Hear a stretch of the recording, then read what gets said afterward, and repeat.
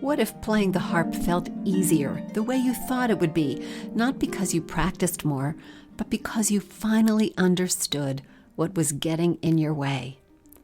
I'm Anne Sullivan, and welcome to Practicing Harp Happiness.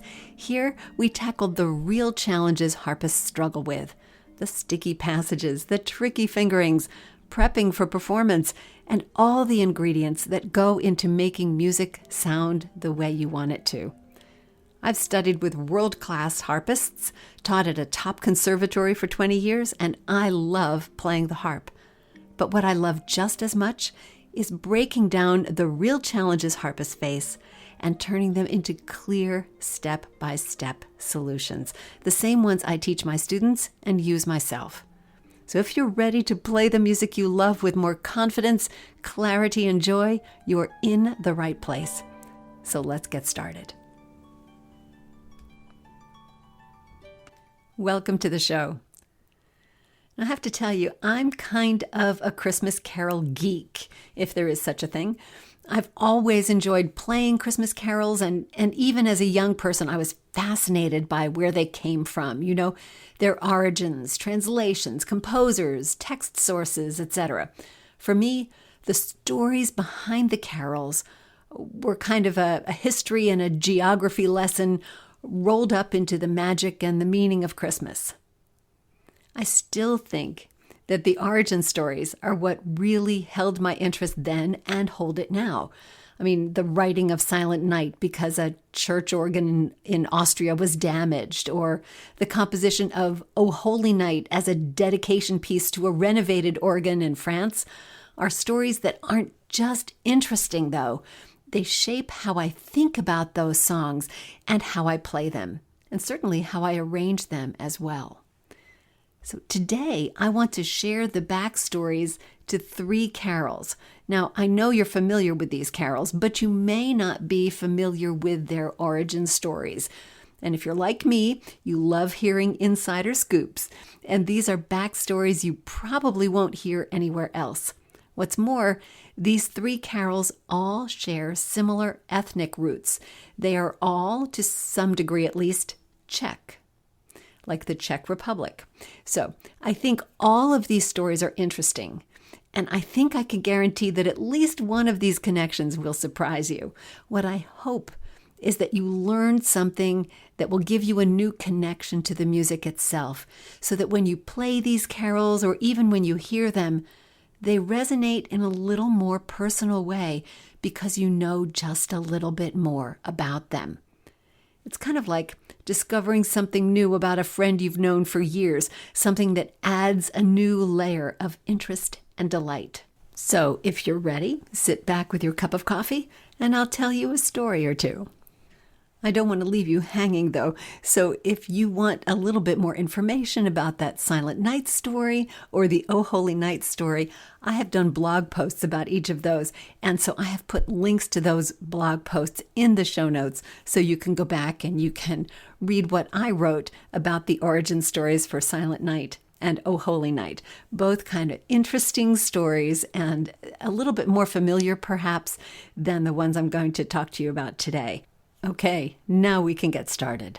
Since we're talking about Czech carols, it might be interesting for you to know that the Czech word for carol, which is koleda, I have no clue if I'm saying that correctly, it's the same in Polish and Slovak, actually, and it comes apparently from the Latin word for the first day of the month.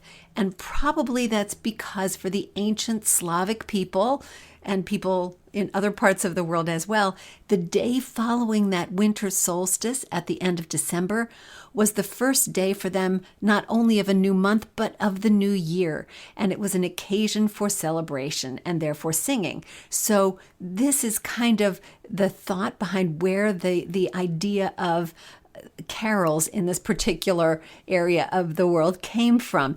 And of course, as Christianity came along and absorbed these traditions, the carols, or the songs to be sung on the first day, were sung not only on those first days, but they were sung at Christmas, and they were sung on St. Stephen's Day.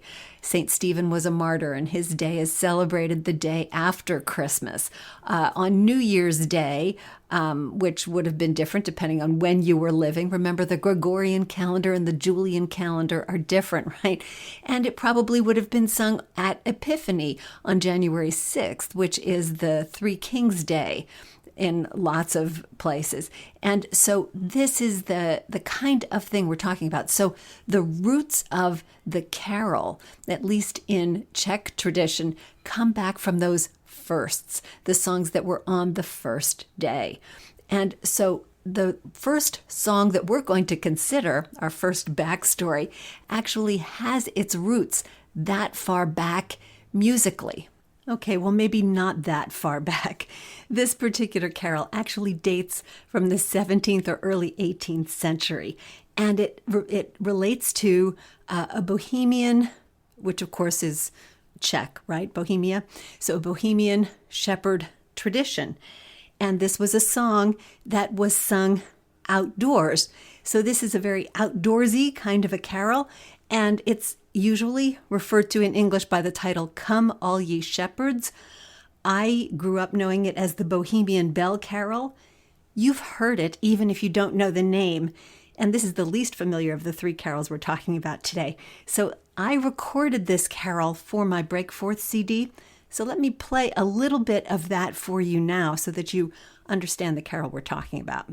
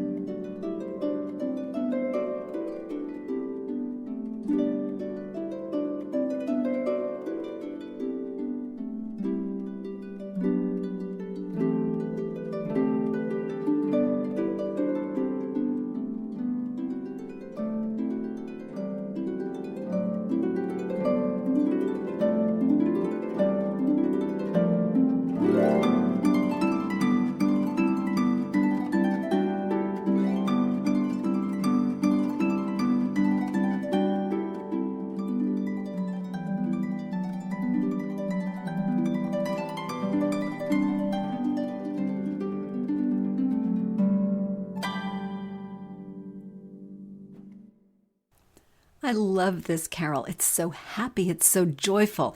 And apparently this carol began its life as a dawn processional during Advent, during the period before Christmas. And it reflects, it talks about things from the nativity story, talks about the angels coming and telling the shepherds and their walk to the manger, and then, of course, their adoration of the baby. So this is all very happy. It's all very cheerful and light. And it has that wonderful outdoor celebration kind of character to it. And of course, like a lot of Christmas carols, it's undergone lots of changes. There are Czech words, which once again, I'm not going to pronounce for you. And those lyrics were translated into German. And so it was published first with a German title, meaning the angels and the shepherds, and published around 1870. And then, of course, it was translated into English in just a couple decades later, and it still shows up in various translations all over the world, of course. So it's a fabulous, fun carol, and to think that it does have its origins in an actual Czech folk melody that was used for this carol. That's something that's so typical. Carols, Christmas carols of all sorts, don't always come from religious sources. Think about What Child Is This?, which is that English folk song Greensleeves, right? So this is another one of those examples. But while this carol has a folk music tradition, it was definitely started as a song to celebrate Christmas with that outdoor processional. And once again, I think this is just so celebratory. You get to play it with such lightness and joy, and you can really let that come through. So that's the easiest of the stories that I'm going to tell you today. The next story, the next carol, is one you probably know, and you may know some of the backstory. What I find interesting about this is that the stories have so many different layers for this particular carol. So what's the carol? Well, it's Good King Wenceslas. Now, I know this is a carol that you're familiar with, and I am not going to play it for you because I happen to think that this carol tune is an earworm.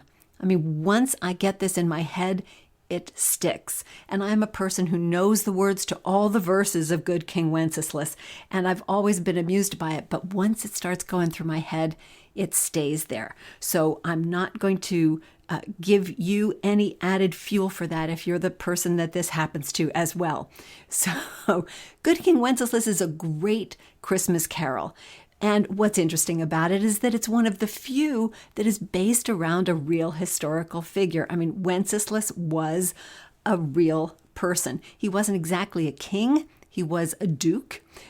And he lived in the early 900s. And being royalty at that era in history meant that he was part of continual political upheaval and strife.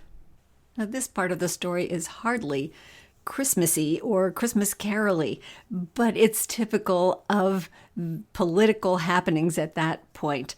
Wenceslas was just 13 when his father died. His grandmother became regent, so she was ruling in Bohemia in Wenceslas's place.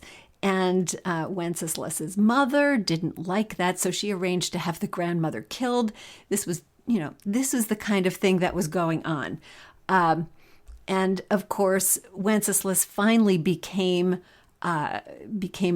ruler on his own when he became 18. And his mother was actually sent into exile at this point. He took control of the government, and he reigned the way anybody else would at that point. He was known for his Christian piety. He was known to walk through the streets and distribute alms to the poor. He was known for building monuments to saints, building cathedrals. In fact, he founded a rotunda that was consecrated to Saint Vitus at the Prague Castle in Prague, and that became the foundation for the present-day St. Vitus Cathedral. Now, Wenceslas was assassinated by one of his younger brothers, and that turned out to be an important turning point in Bohemian history, because when the brother took over, he really centralized power in Bohemia, got rid of the French, the Franks that were invading the country at that point. So Wenceslas, right after his death, was already considered a martyr and a saint, and a little cult grew up around him. And within a few decades, there were plenty of stories out that, romanticized his life and saw him as a just ruler, a righteous ruler. And this is the kind of legend that grew up around Wenceslas. But of course, the Christmas Carol doesn't talk about any of this. The Christmas Carol is all about how good Wenceslas was and what kind of a Christian role model he was for everyone around him. And the carol itself celebrates St. Stephen's Day. The very first lines of the carol, "Good King Wenceslas looked out on the feast of Stephen." That's celebrated now on December 26th. Of course, with a different calendar, it would have been a different day. And I think if I did my research correctly and I remember it correctly, our St. Stephen's Day would have been New Year's Eve in the Julian calendar. So this would have been, a carol to celebrate that. But the carol itself is not really traditional. The words are accredited to John Mason Neale, who was an English hymn writer, and he published this these words, the words we know and love, to Good King Wenceslas, he published those in 1853.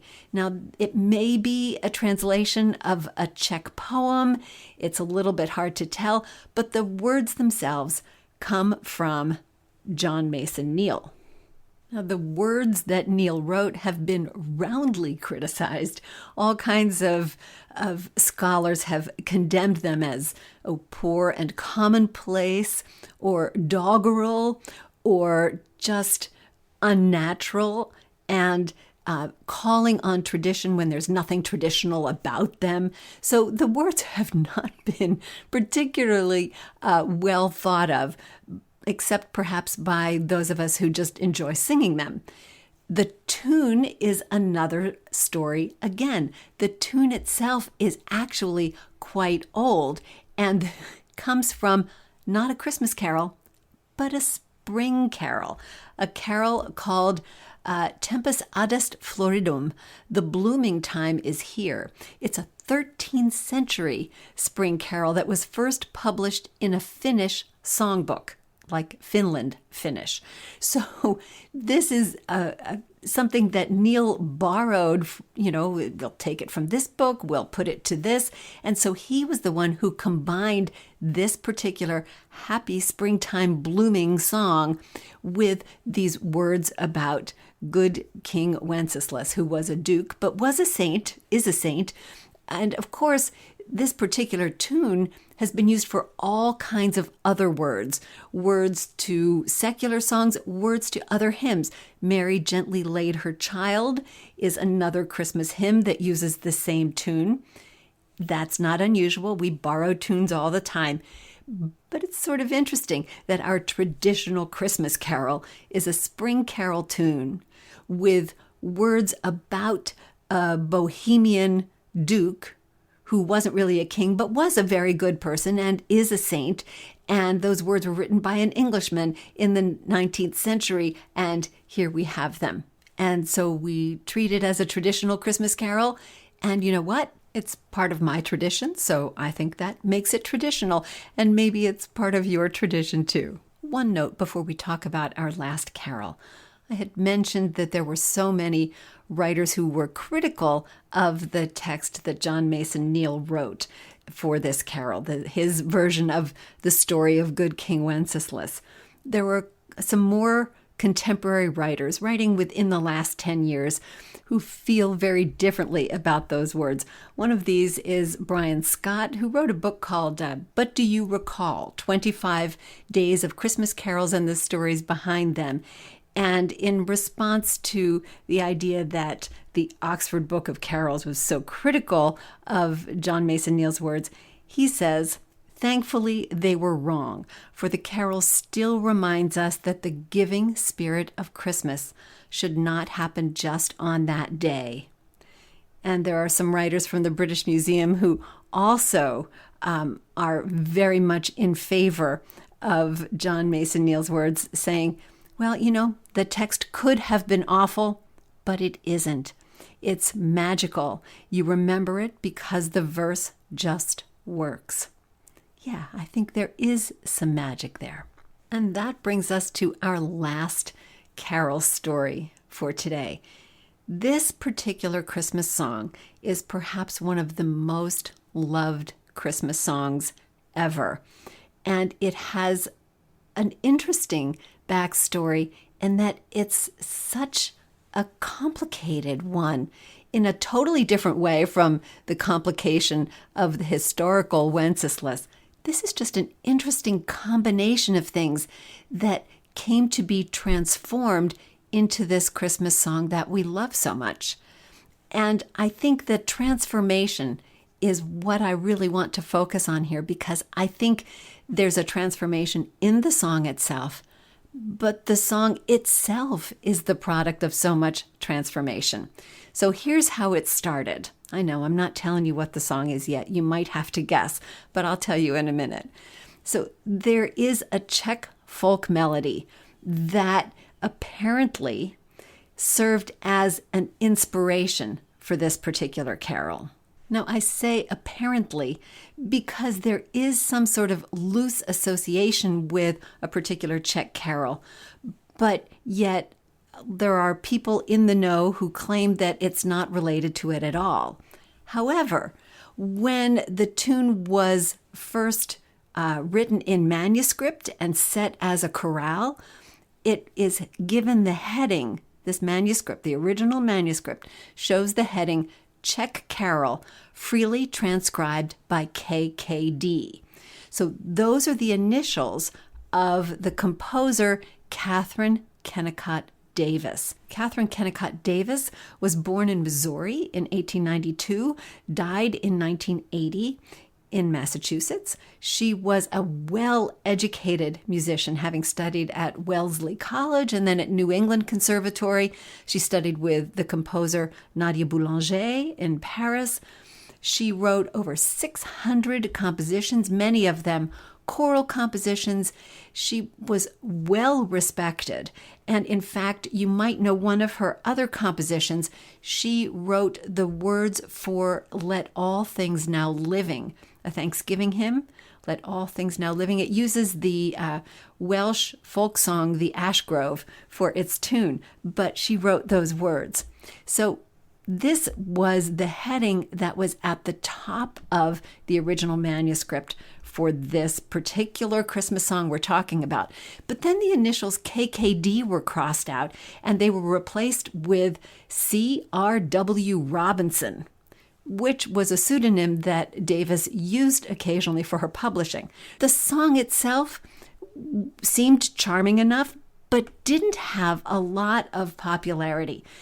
She went to get it published, but the publishers were initially rejecting it. It was just too simple. It was too repetitive. And it wasn't until, I know you're going to get it from this, aren't you? You're really thinking about this. Maybe you already know what this song is. But her song did not gain popularity until after it was recorded by the Von Trapp family singers. Yes, that's the Sound of Music Von Trapps. The Trapp family singers recorded it in 1951, and this got it into the public ear. And by 1958, it was extremely popular and has absolutely remained at the top of people's Christmas playlists ever after. But I want you to think just for a moment about the transformation. Was it a Czech folk song? Was it written by KKD? Was it written by Robinson? Yeah, maybe all of those things. Was it popular? No, we couldn't even get it published. And yet now it's extremely popular. The song transformed, and it's transformed Christmas celebrations everywhere. It's that popular. And the song itself, as I mentioned a moment ago, speaks to transformation. It's about the transformation of the simplest of gifts into something that is fitting for a king, even if the king is just a little baby. So it's transformation again.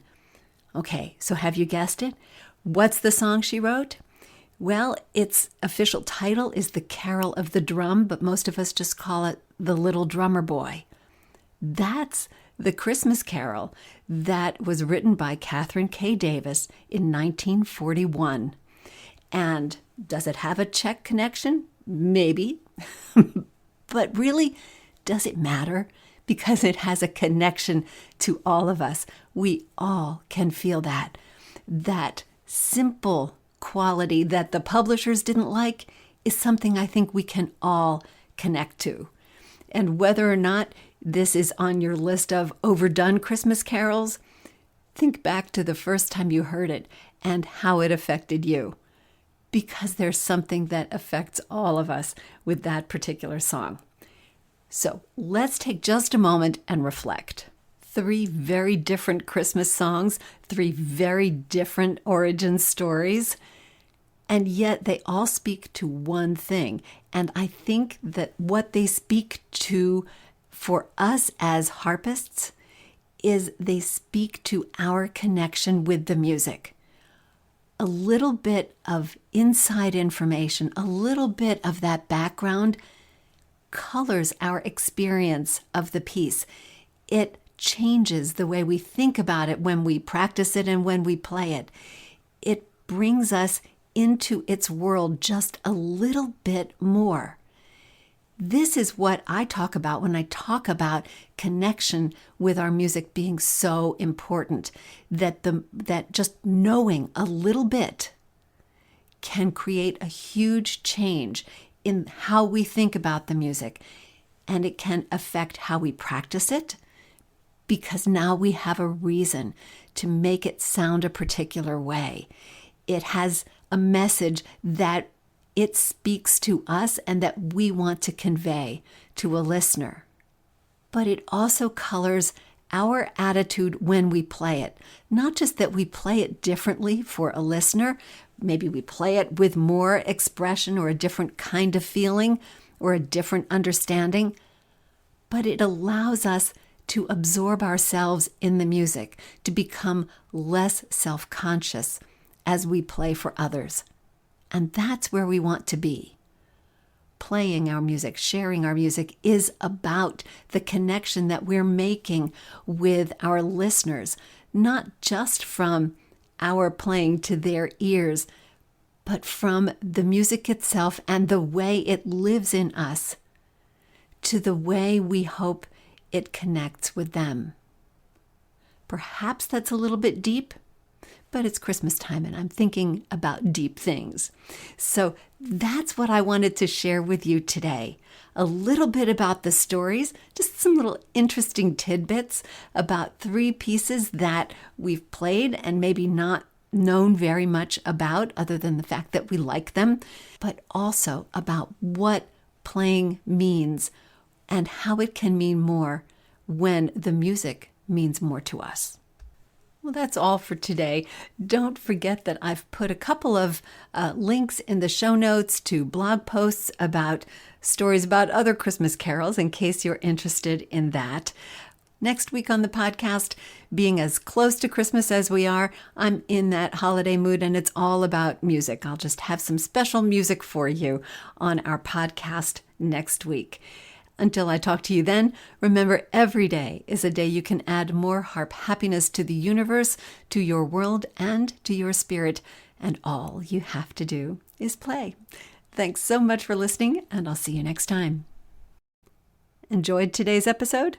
Then share it with a harpist friend, subscribe for your weekly Harp Happiness Boost, and check out harpmastery.com or the Harp Mastery app in your app store for more resources and ways to connect. I'll see you next time.